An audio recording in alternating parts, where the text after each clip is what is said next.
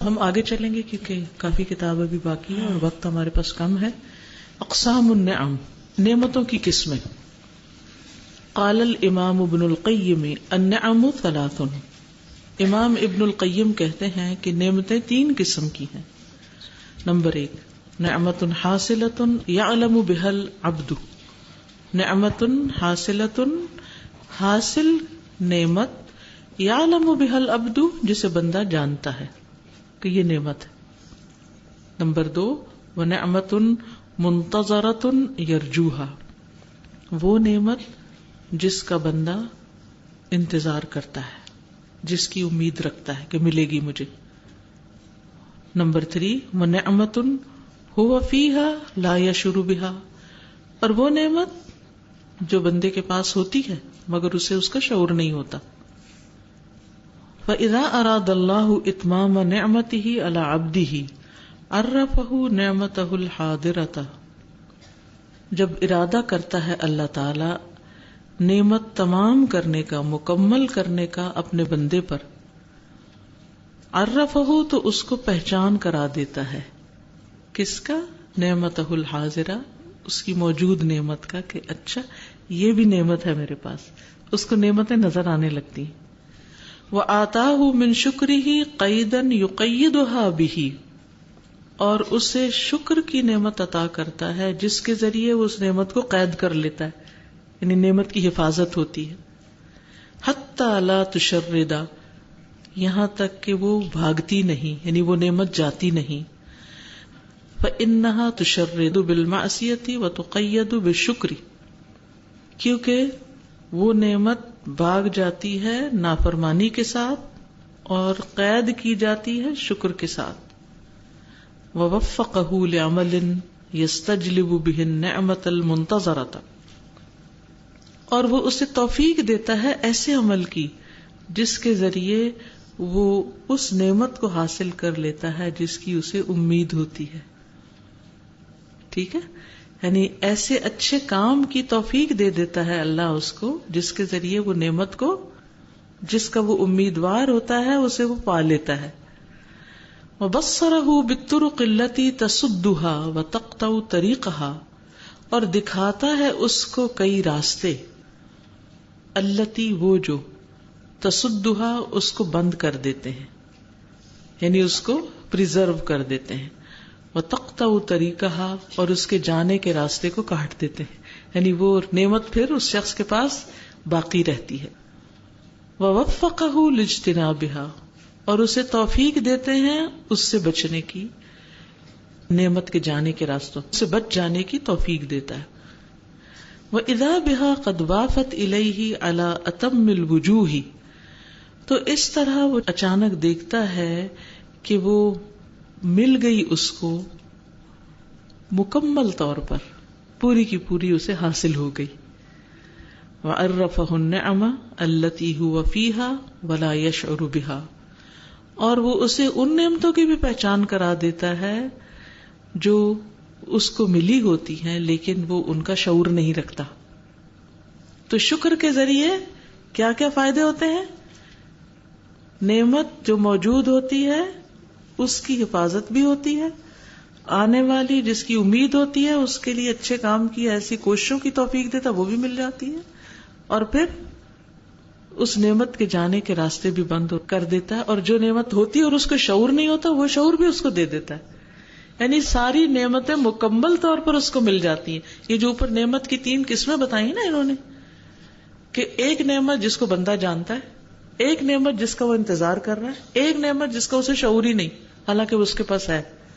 تو جب اللہ تعالیٰ کسی بندے پر نعمت تمام کرنا چاہتا ہے تو اسے اس نعمت کو جو اس کے پاس ہے اور اسے اس کا شعور ہے اس پر شکر عطا کرنے کی توفیق دیتا ہے جس سے وہ نعمت محفوظ ہو جاتی ہے، اور پھر ایسے عمل کی توفیق دیتا ہے جس سے وہ نعمت جس کا اسے انتظار ہوتا ہے وہ مل جاتی ہے، اور اس کے ساتھ ساتھ اسے ان نعمتوں کو بھی دکھا دیتا ہے جو آلریڈی ہیں لیکن اسے اس کا شعور نہیں تھا، تو اس پہ نعمت تمام ہوگی، ساری نعمتیں اس کو مل گئی. اللہ ہمیں بھی ایسی توفیق دے. وَيُحْكَى أَنَّ أَعْرَابِيًّا دَخَلَ عَلَى الرَّشِيدِ فَقَالَ، کہا جاتا ہے کہ ایک اعرابی ہارون الرشید پہ داخل ہوا. اعرابی کہتے ہیں دیہاتی کو. فقال یا امیر المومنین، کہنے لگا یا امیر المومنین، ثبت اللہ علیک النعم التي انت فیها بإدامة شکرها، اللہ باقی رکھے تم پر وہ نعمتیں جو تمہارے پاس ہیں نعمت کا شکر ادا کر کے. وحقق لك النعم التي ترجوها بحسن الظن به ودوام طاعته، اور قائم و دائم رکھے ان نعمتوں کو جن کی تم امید رکھتے ہو اللہ کے ساتھ حسن ظن کے ساتھ اور اس کی ہمیشہ اطاعت کر کے، یعنی وہ بھی آپ کو مل جائیں. وَعَرَّفَكَ النِّعَمَ الَّتِي أَنْتَ فِيهَا، اور آپ کو ان نعمتوں کی پہچان دے دے جو آپ کے پاس ہیں. وَلَا تَعْرِفُهَا لِتَشْكُرَهَا، اور آپ انہیں پہچانتے نہیں کہ ان کا شکر ادا کریں. فَأَعْجَبَ الرَّشِيدَ كَلَامُهُ، تو ہارون رشید کو اس کی بات بڑی تعجب خیز لگی، بہت اچھی لگی. وقال ما احسن تقسیمہ، کہنے لگا اس نے کیسی اچھی تقسیم کی. یہ 3 نعمتوں کا ذکر کیا اس نے. نیکسٹ ہے الوسائل التي تبعث على شکر النعم واستمرارها وزیادتها، وہ وسائل اور ذرائع جو نعمتوں کے شکر، ان کو برقرار رکھنے اور ان کے اضافے پر ابھارتے ہیں. وہ کیا چیزیں ہیں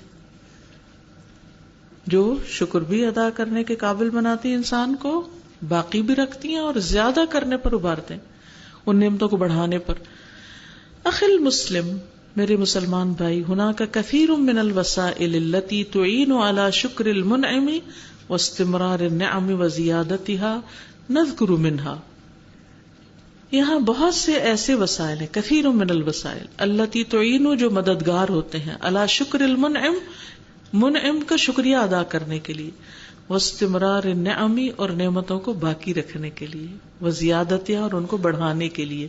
نذکر منها، ہم ان میں سے چند کا ذکر کرتے ہیں کہ وہ کیا چیزیں ہیں کہ جس سے آپ شکر گزار بھی بنے، آپ کی نعمتیں باقی بھی رہیں اور آپ کی نعمتوں میں اضافہ بھی ہو. نمبر 1 ترک المعاصی، گناہوں کو چھوڑنا. قال مخلد بن الحسین، مخلد بن حسین کہتے ہیں الشکر ترک المعاصی، شکر اصل میں گناہوں کو چھوڑنے کا نام ہے کہ اللہ آپ نے مجھے خوش کر دیا، میں گناہ چھوڑ کے، آپ کی نافرمانی چھوڑ کر آپ کو راضی کرتا ہوں. کبھی آپ نے یہ بھی معنی سنا شکر کا کہ وہ ترک المعاصی گناہ چھوڑنے کا نام ہے، یعنی شکر دراصل گناہ چھوڑنا ہے. اصل شکر وہ ادا کرتا ہے جو اللہ کی نافرمانی کے کام چھوڑ دیتا ہے. وفی بعض الآثار الالہیتی، اور بعض الہی آثار یا احادیث قدسی میں ہے، ابن آدم، اے ابن آدم، خیری الیک نازل، میری خیر تیری طرف اتر رہی ہے. وشرک الی صاعد، اور شرک یعنی تیرا شرک کرنا میری طرف چڑھ رہا ہے. اتحبب الیک بالنعم، میں محبوب بنتا ہوں تیری طرف نعمتوں کے ساتھ. وتتبغض الی بالمعاصی، اور تو قابل نفرت بنتا ہے میری طرف گناہوں کے ساتھ. یعنی میں تجھے نعمتیں دیتا ہوں تو مجھ سے راضی ہے، لیکن تو میری نافرمانی کرتا ہے تو میں تجھ سے ناراض ہوں. تو نافرمانی کے کاموں سے بچنے کی ضرورت ہے. نمبر 2 الاعتراف لہ بالنعمت، اس کی نعمت کا اعتراف کرنا، یعنی اللہ تعالیٰ کی. والثناء بها علیہ، اور اس نعمت کے ملنے پر اس کی تعریف کرنا. وعدم استخدامها فی شیء من معاصیہ، اور اس کو استعمال نہ کرنا گناہ کے کاموں میں. وقد سبق الحدیث عن ذلک، اور اس بارے میں حدیث گزر چکی ہے. نمبر 3 النظر الى اہل الفاقۃ والبلاء، فاقہ زدہ، مصیبت زدہ لوگوں کی طرف دیکھنا. فإن ذلك یوجب احترام النعمت، یہ نعمت کے احترام کو واجب کرتا ہے. وعدم احتقارها، اور اس کو حقیر نہ جاننے کا موجب بنتی. ولذلك قال النبی صلی اللہ علیہ وسلم، اسی لیے نبی صلی اللہ علیہ وسلم نے فرمایا اذا نظر احدکم الى من فضل علیہ فی المال والخلق، جب تم میں سے کسی کو فضیلت دی جائے مال اور شکل و صورت کے اعتبار سے، فلینظر الی من هو اسفل منہ، تو دیکھے کہ کون اس سے نیچے ہے مال اور شکل میں، ممن فضل علیہ، جس پر اسے فضیلت دی گئی ہے. وفی روایت، اور ایک اور روایت میں آتا ہے، انظروا، دیکھو اس کی طرف، من ہوا اسفل منکم، جو تم میں سے نچلا ہے، یہ تم سے کمتر ہے. ولا تنظروا الی من ہوا فوقکم، اس کو نہ دیکھو جو تم سے اوپر ہے مال و دولت میں. فہو اجدر الا تزدروا نعمت اللہ علیکم، کیونکہ یہ زیادہ لائق ہے اس سے کہ تم اپنے اوپر اللہ کی نعمت کو حقیر نہیں جانو گے. قرآن مجید میں بھی آتا نا تزدری کا لفظ. قال النووی، نووی نے کہا، قال ابن جریر کہتے ہیں، وغیرہ، ھذا حدیث جامع لانواع من الخیر، یہ حدیث جمع کرنے والی ہے بہت سی خیر کی اقسام کو. لأن الانسان، کیونکہ انسان، اذا رآ، جب دیکھتا ہے، من فضل علیہ فی الدنیا، جسے اس پر دنیا میں فضیلت ملی ہے، طلبت نفسہ مثل ذلک، تو اس کا نفس اس کے حاصل کرنے کی خواہش کرتا ہے، مجھے بھی یہ مل جائے. جیسے قارون کو دیکھ کر لوگوں نے کیا کہا، یا لیت لنا مثل ما اوتی قارون، کاش ہمیں بھی وہ ملتا جو قارون کو ملا. یہ ایک نیچرل سی بات ہے، جب انسان کسی کے پاس نعمت دیکھتا ہے تو اس کو بھی خواہش اٹھتی ہے. بس اگر کسی کی اولاد نہیں تو کسی بچوں والوں کو دیکھتا ہے تو اس کے اندر بھی دل میں تمنا تھی میری بھی کاش ہوتی. بیٹا نہیں تو بیٹے کی، بیٹی نہیں تو بیٹی کی. جو چیز نہیں انسان کے وہ کسی اور کے پاس دیکھے تو صحیح تو اس کا بچپنا کود پڑتا ہے. ایک بچے جو ہوتے ہیں نا اپنی چیزیں بھول جاتے ہیں، کسی کے پاس ہے نا کوئی چیز اس کے پیچھے پڑ جاتے ہیں. لأن الانسان اذا رأى من فضل علیہ فی الدنیا طلبت نفسہ مثل ذلک، جب انسان دنیا میں اپنے آپ سے کسی کو آگے دیکھتا ہے تو اسی طرح کی چیز کا مطالبہ کرتا ہے، اس کا نفس وہی چاہتا ہے. واستصغر ما عنده من نعمت اللہ تعالی، اور اللہ کی جو نعمت اس کے پاس ہوتی ہے اسے وہ حقیر سمجھنے لگتا ہے، چھوٹا سمجھتا ہے. وحرص علی الازدیاد، اور زیادہ کی حرص رکھتا ہے، لیلحق بذلک او یقاربہ، تاکہ اس کے ذریعے وہ اس شخص سے جا ملے یا اس کے قریب تو ہو، یعنی اس کا سٹیٹس بھی اس کے برابر ہو جائے جو اس سے آگے. جب اس تک پہنچتا تو پھر کسی اور آگے والے کو دیکھتا پھر کہتا ہے اس سے بھی آگے چلا جاؤں. ھذا ھو الموجود فی غالب الناس، یہ بات لوگوں کی اکثریت میں پائی جاتی ہے. واما اذا نظر فی امور الدنیا، اور جب وہ دنیا کے امور میں دیکھتا ہے، الی من ہوا دونہ، جو اس سے کمتر ہوتا ہے، پیچھے ہوتا ہے، فیہا ظہرت لہ نعمت اللہ علیہ فشکرہا، تو پھر اس کے لیے اللہ کی نعمت ظاہر ہو جاتی ہے اور اس پر شکر ادا کرتا ہے. وتواضع وفعل فیہ الخیر، وہ تواضع اختیار کرتا ہے اور اس میں خیر کے عمل کرتا ہے، بھلائی کا کام کرتا ہے. یعنی پھر نعمت ملنے پر اس کو تکبر نہیں ہوتا بلکہ اس نعمت کو اچھے کاموں میں استعمال کرتا ہے. نمبر 4، معرفت الانسان انہ بمنزلۃ العبد المملوک لسیدہ، انسان کا یہ جاننا کہ اس کا مرتبہ اپنے آقا کے سامنے زر خرید غلام کی طرح ہے. یعنی ہم اللہ تعالیٰ کے سامنے کیسے ہیں؟ جیسے کوئی غلام ہوتا ہے. انہ بمنزلۃ العبد المملوک لسیدہ، وانہ لا یملک شیئا علی الاطلاق، اور یہ کہ وہ مطلقاً کچھ کسی بھی چیز کا مالک نہیں. جیسے غلام ہوتا ہے نا، اس کا سارا مال کس کا ہوتا ہے؟ مالک کا ہوتا ہے، اس کا اپنا تو کچھ نہیں نا. ہمارے پاس بھی جو نعمتیں، جو چیزیں ہیں، وہ کس کی ہیں؟ اللہ کی ہیں اصل میں. اس سے بھی انسان کے اندر پھر ایک بہت ٹھہراؤ آتا ہے، زندگی گزارنے کا سلیقہ آتا ہے کہ میرا تو کچھ بھی نہیں، سب اللہ کا ہے، اور لے تو ناراض نہیں. جدائی کا غم ہوتا ہے لیکن ایسا نہیں کہ عبادات اور دوسری چیزوں کو متاثر کر دے. وَأَنَّ كُلَّ مَا لَدَيْهِ إِنَّمَا هُوَ مَحْضُ عَطَاءٍ مِّن سَيِّدِهِ، اور جو کچھ اس کے پاس ہے وہ محض اس کے آقا کی عطا ہے، دین ہے، بخشش ہے.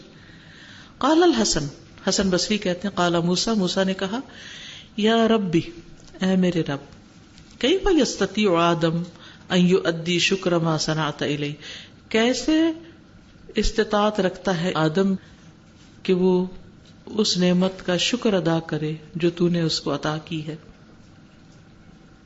اے رب، جو انعام تو نے آدم پر کیے وہ ان کا شکر کیسے ادا کر سکتا ہے؟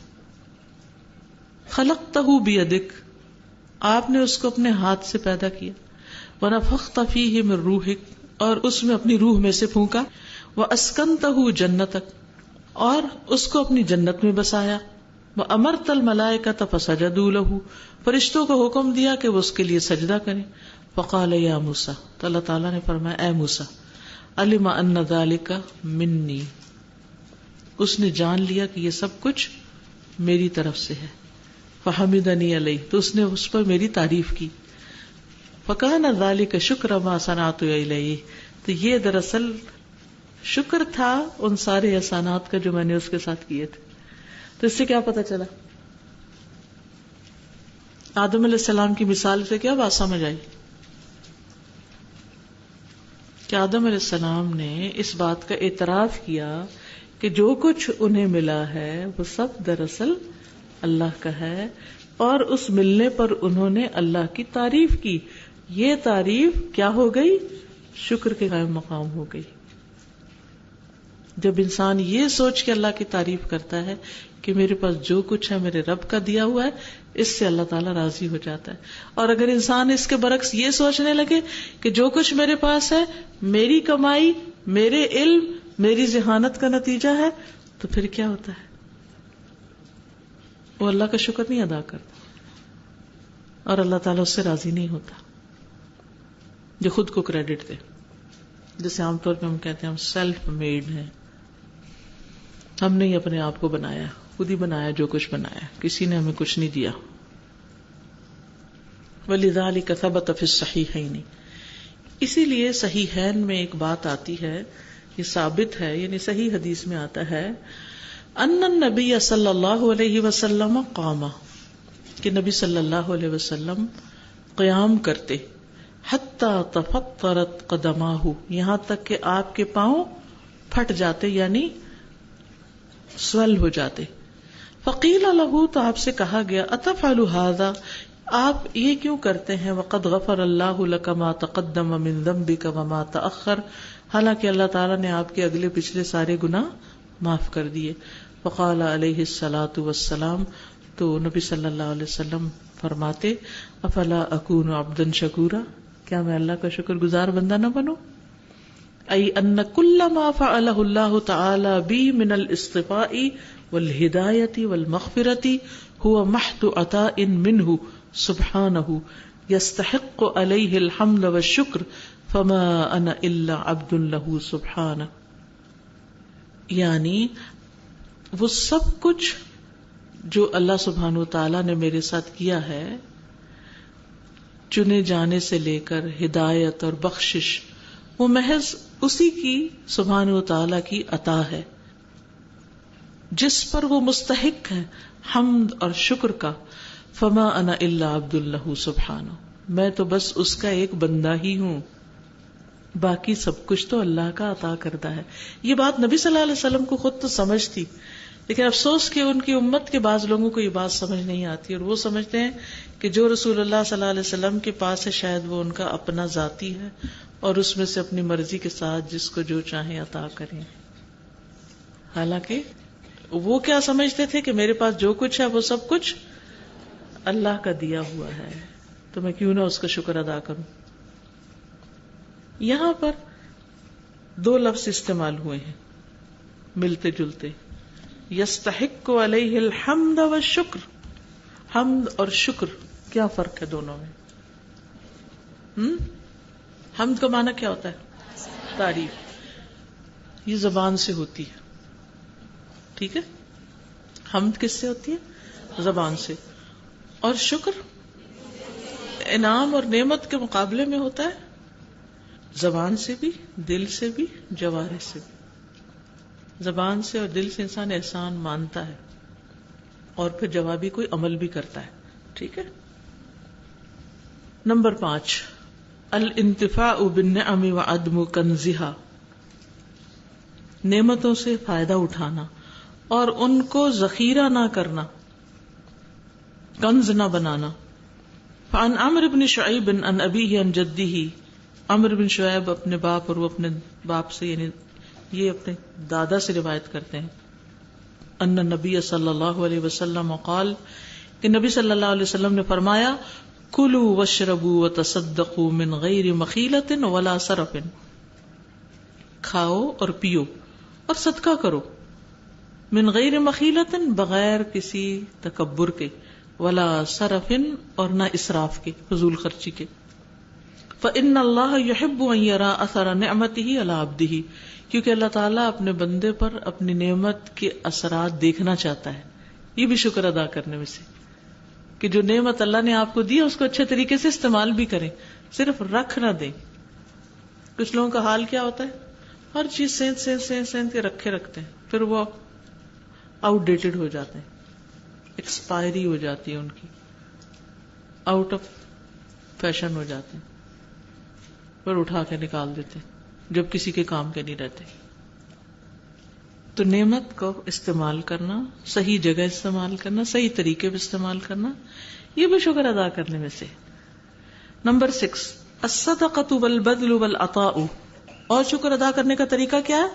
صدقہ کرنا، خرچ کرنا، بذل خرچ کرنا، عطا بخشنا، دینا. فإن ذلك من علامات شکر النعم، کیونکہ یہ سب بھی نعمتوں کا شکر ادا کرنے کی علامتوں میں سے ہے. وَلِذَلِكَ رُوِيَ، اسی لیے روایت کیا گیا ان داؤد علیہ السلام کے داؤد علیہ السلام کان یقول کہا کرتے تھے فی دعائہ اپنی دعا میں سبحان مستخرج الشکر بالعطاء، پاک ہے وہ ذات اے شکر کو عطا کے ساتھ نکالنے والے، یعنی کچھ دینے کے قابل ہمیں بنانے والے.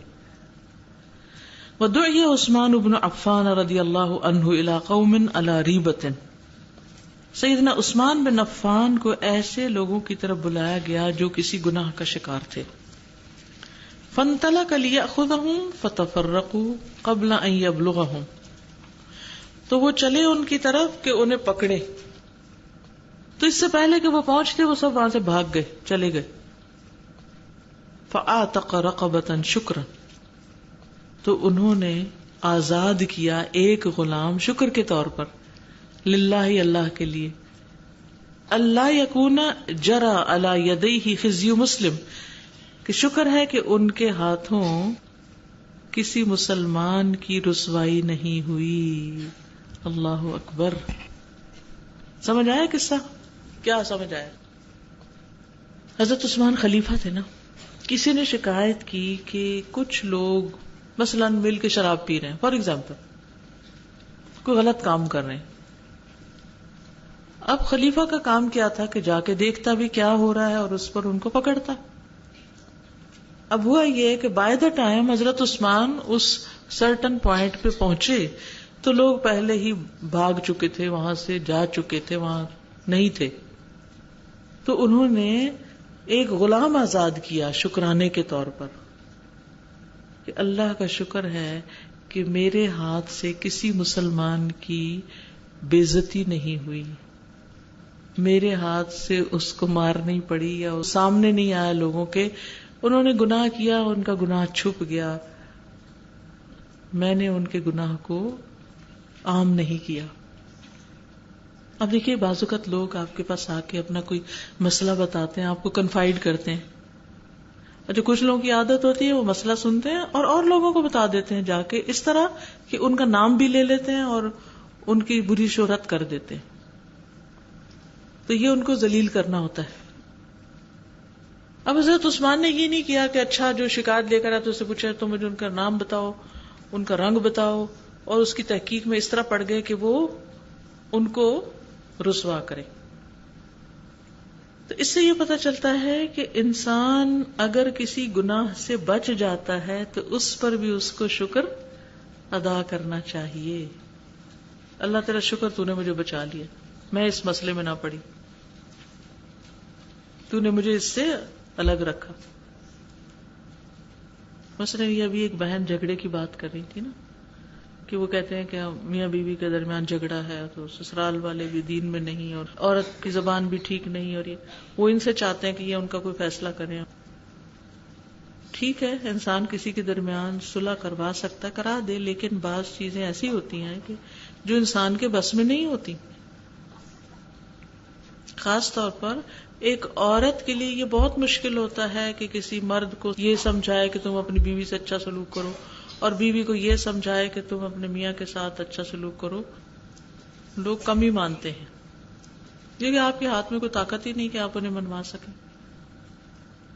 اور جب آپ ایسے کسی جھگڑے میں پڑتے ہیں تو نتیجہ کیا ہوتا ہے؟ ذلیل ہو کے باہر نکلتے ہیں. تو انسان کسی بھی معاملے میں پڑھنے سے پہلے یہ دیکھ لے کہ اس کے پاس کیا اتھارٹی ہے، کیا چیز ہے اس کے پاس کہ وہ اس کو صحیح طور پر ہینڈل کر لے گا. نہیں تو اپنے آپ کو الگ ہی رکھے کہ میرے بس کی بات نہیں، میں نہیں یہ کر سکتا. ٹھیک ہے نا. کچھ چیزیں ہوتی ہیں جن کو انسان اوائڈ نہیں کر سکتا. مثلا آپ کے گھر کا مسئلہ ہے، بچوں کا مسئلہ ہے، بچے لڑ رہے ہیں آپس میں، تو ماں کہے کہ میں تو اس مسئلے میں نہیں پڑھنے لگی، میں تو وہ جا رہی ہوں. ایسے کر سکتے ہیں؟ دو بچوں کو لڑنے کے لیے چھوڑ سکتے ہیں؟ نہیں، ہماری ذمہ داری ہے، رسپانسبلٹی ہے، تو ہم نے کرنا ہی ہے. اچھا بعض اوقات ہم کوئی ایسا جھگڑا سلجھانے لگتے ہیں تو کیا ہوتا ہے، وہ سلجھ جاتا ہے. اس پر بھی اللہ کا شکر ادا کرنا چاہیے کہ اللہ نے ہمارے ہاتھوں صلح کروا دی، دو لڑنے والوں کے بیچ میں صلح کرا دی. اور بعض اوقات ایسا ہوتا ہے کہ ہم اس معاملے کو پہلے سے بھی زیادہ بگاڑ دیتے ہیں. تو اگر اندیشہ ہو کہ میں کر نہیں سکوں گی تو انسان کسی اور کی مدد لے، اور اگر اندیشہ ہو کہ یہ پہلے سے بھی زیادہ بگڑ جائے گا تو پھر لوگوں کو چھوٹے مسئلے میں رہنے دے، بڑے بگاڑ میں نہ ڈالیں. ٹھیک ہے نا. تو بہرحال یہاں تو جس چیز پہ شکر ادا کر رہے ہیں وہ یہ ہے کہ اللہ نے مجھے اس مسئلے میں پڑھنے سے بچا لیا. اللہ نے میری عزت رکھی اور ان کی بھی عزت رکھی، وہ مجھ سے بچ گئے، میں ان سے بچ گیا، میرا ان کا ٹاکرا نہیں ہوا جیسے کہتے ہیں نا.